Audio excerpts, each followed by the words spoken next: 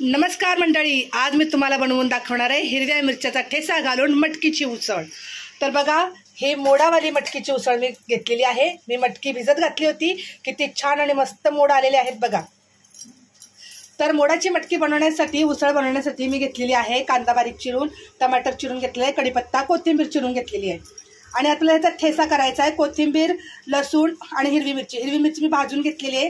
ह्याच्यामध्ये मीठ घालून मी ह्याचा खरडा म्हणजे मिरचीचा ठेसा करून घेणार आहे। तर चला आपण बनवूया हिरव्या मिरच्याचा ठेसा घालून मटकीची उसळ। कढई गरम करायला ठेवलेली आहे। कढईमध्ये घालूया तेल। तेल आपल्यानुसार घालायचं आहे। मी ह्याच्यामध्ये 2.5 चमचे तेल घालते। तेल गरम झालेलं आहे। ह्याच्यामध्ये घालूया आपण कढीपत्ता। कढीपत्ता चांगला तडतडला पाहिजे तेलामध्ये मस्त।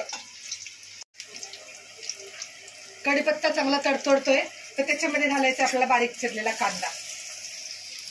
मला अशी मटकीची उसळ खूप आवडते। आता ही अशी मी हिरव्या मिरच्याची बनवणार आहे उसळ मटकीची। आणि संध्याकाळी मिसळ पाव बनवायचा आहे। म्हणजे पाव तर नाही आणणार आहे, पण चपाती आणि मिसळ बनवणार आहे, मटकीचीच बनवणार आहे।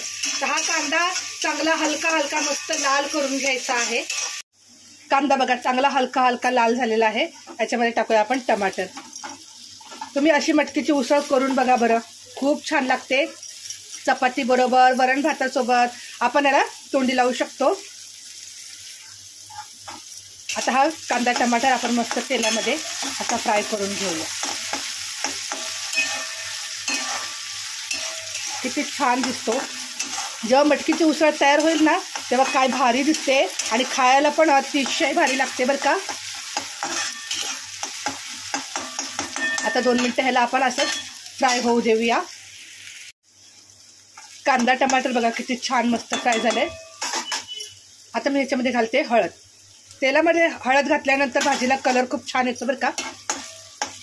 आणि हळद आपण मस्त तेलामध्ये अशी मिक्स करून घ्यायची। आता आपण याच्यात टाकूया मटकीची उसळ।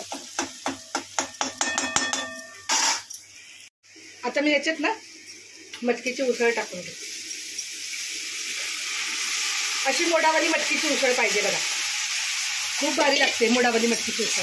तर आता आपण हे फ्राय करत राहायचं, याच्यावर झाकण ठेवायचं नाहीये।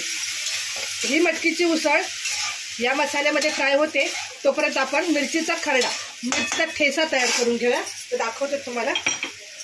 छोटीशी उकळ आहे, याच्यामध्ये घालूया कोथिंबीर, ही हिरवी मिरची भाजलेली घालायची आणि हा लसूण। आता याच्यामध्ये घालायचं आपल्याला चवीनुसार मीठ। आपण मटकीमध्ये मीठ घातलेलं नाहीये, मीठ त्याच्यात नंतर घालूया, तोपर्यंत ती मटकीची उसळ फ्राय होते। आता मी मिरचीचा खरडा असा करून घेते। तुमच्याकडे उखळ नसेल तर तुम्ही मिक्सरला एक फेरी मारून घ्या। बघा हा झाला मिरचीचा खरडा तयार बघा। आणि इथे मटकीची उसळ आपली फ्रायच होते।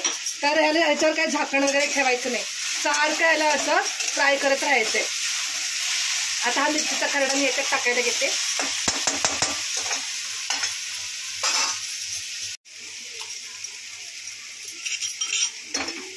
हिरव्या मिरच्याचा ज्या ठेचा घालून जेव्हा आपण भाज्या बनवतो ना, त्याला खूप भारी चव लागते। मला काळ्या तिखटापेक्षा हिरव्या मिरच्याचं जास्तीत जास्त आवडतं।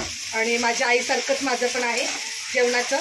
मिस्टरांना सांगितलं, म्हटलं मटकीची उसळ बनवते, ते म्हणत होते मुगाची बनव। मी म्हणलं नाही, मला मटकीची उसळ खायची आहे। तर बोलले ठीक आहे बनव, त्यांचा पण टिफिन जाणार आहे। तर फक्त मी आता 5 मिनिटं हे असं फ्राय करत राहायचं आपल्याला। आणि आपल्याला घालायचं आता बघा, मिरचीच्या खरड्यामध्ये आपण घातलं होतं मीठ। आता हे आपण एकजीव करून घेतलेलं आहे।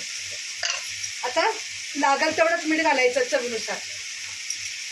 ऑलरेडी मिरचीच्या खरड्यामध्ये मीठ आहे। आता हे मिक्स करायचं पुढं। 5 मिनिटं ह्याला फ्राय करत राहायचं। तोपर्यंत मी माझ्या घरात काय जेवण बनवलं त्याची थाळी तयार करते आणि ही मटकीची उसळ फ्राय करत राहते। हे बघा, ही झाली हिरव्या मिरच्याचा ठेचा घालून आपली मोडावाली मटकीची उसळ तयार। आता तुम्हाला एका प्लेटमध्ये मी काढून दाखवते, गॅस बंद करते।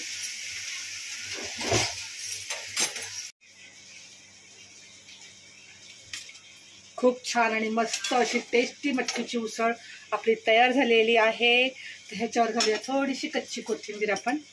मस्त. त्याच्यावर तुम्ही नंतर कांदा वगैरे चिरून तुम्ही त्याच्यासोबत खाऊ शकता. तर आज माझ्या घरी जेवण बनवलेलं आहे बघा, लाल चटणीची डाळ गावाकडच्या पद्धतीने, ज्वारीची भाकरी, भात आणि ही मोडावाली हिरव्या मिरच्याचा ठेसा घालून बनवलेली मटकीची उसळ. व्हिडिओ आवडला तर नक्की लाईक, शेअर आणि सबस्क्राईब करायला अजिबात विसरायचं नाही.